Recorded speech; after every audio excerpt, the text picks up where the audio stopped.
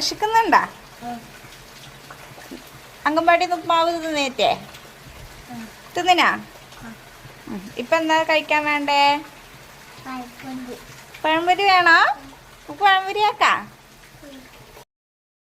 Lucky പഴംപൊരി ആയി അപ്പൊക്ക് കിടന്നുറങ്ങലായ ഒന്ന് എണീക്ക്.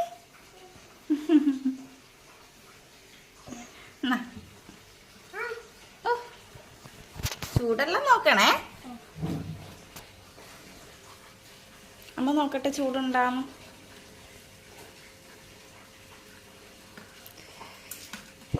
ചൂടെല്ലാം ഉണ്ട് ലക്കി, ചൂടുണ്ട്.